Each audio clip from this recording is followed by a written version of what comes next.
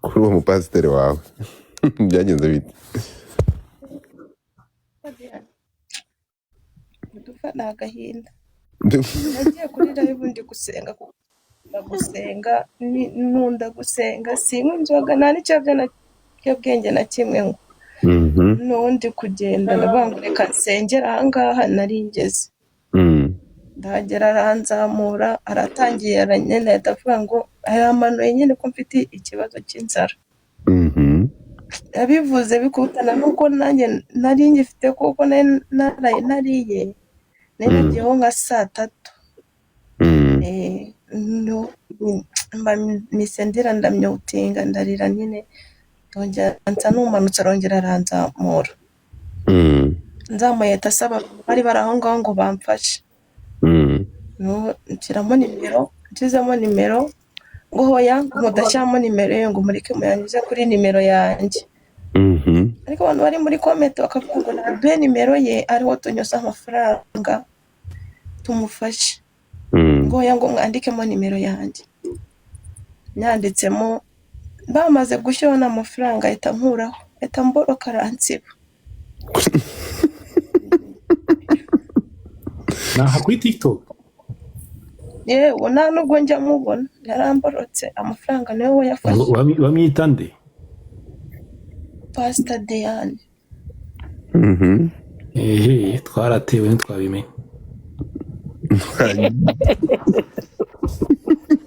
bamwitonze gato byabaye biri live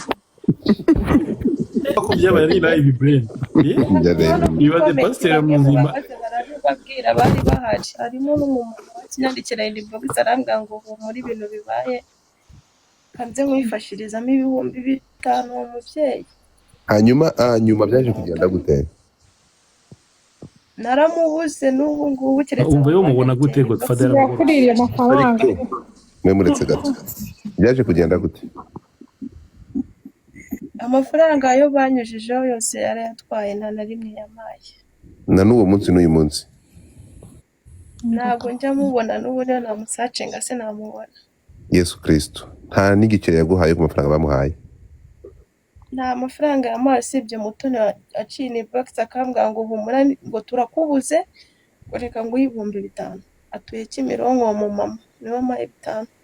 none se ndafata ibende kibiye ko ndimanganyije ko ibyo wambwiye ibyo atubwiye hano ko atari byo usubiyemo ko watubwiye ko afashe telefone y'umwana mutse gato narasoza kuvuga bandije tumwanga ibyo bintu ndeke kubikubwira nyuma yaho live nyine yayifunze nigira inama yo kujya gutira telefone uko gaitwa Ivete ndavuga ngo reka ndebe niba njyewe ari nge kibazo ndamwandikira kuri WhatsApp mbwire mwereke screenshot ya WhatsApp yanjye niho nahise mwandikira utamfashije kandi baguhaye amafaranga ntabwo ntabeshya amaye 10,000 byonyine nje yamaye arambwira ngo voice note mbwirenze kine ngayandi ngo bansezeranyije ko bari boyame nibayama ndayaguha ndamwakira ndamuganga ibyo 10,000 nibyo byonyine baguhaye kandi abonye baguhaye amafaranga menshi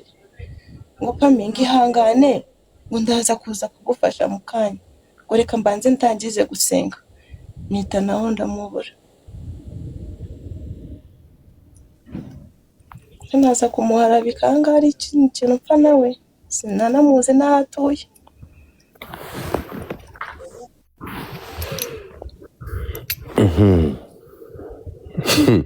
so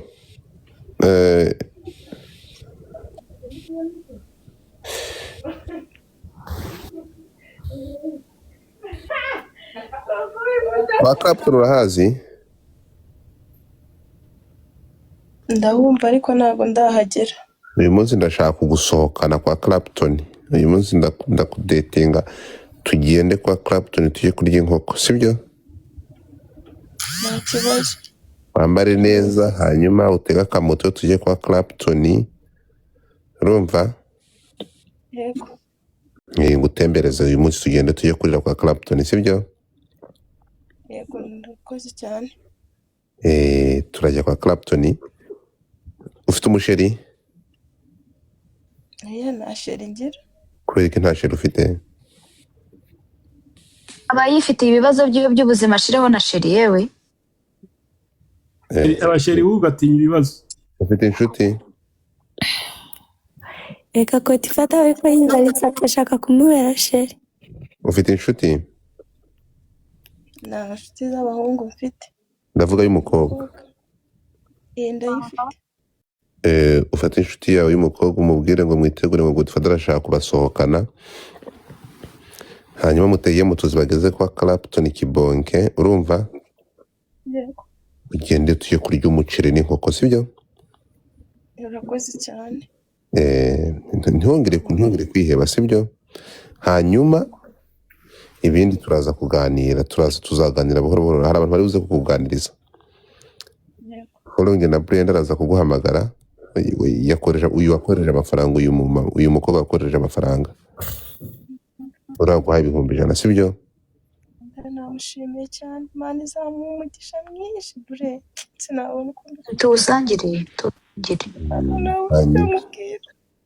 Sawa nyine. Ntihongere kurira. Pamela, ibintu byo kurira rero Murabizi se mumureke Pamela tugenda urire, ibyo bibazo byose byaba biri kurimo bigushiremo, urire wumva mu mutwe uraruhutse, ariko mureka arire. Mureka arire. Pamela ngayo nguko, so ngaho genda, ariko manza ohereza mama ku mafaranga, manza ahe nawe ushaka icyo kurya, sibyo?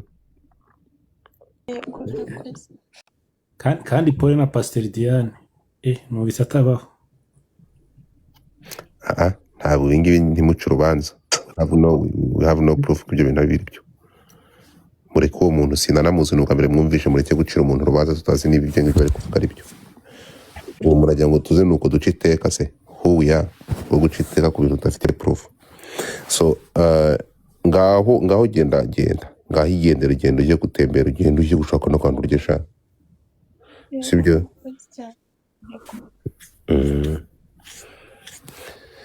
Sawa nyine. Iyo nino utangiye kuntamo Eddie, ibyo bintu gukora ni ibintu bizima cyane, nibyo Imana ishaka. Ereka nanjye bura mundebye munyitegereje, ndi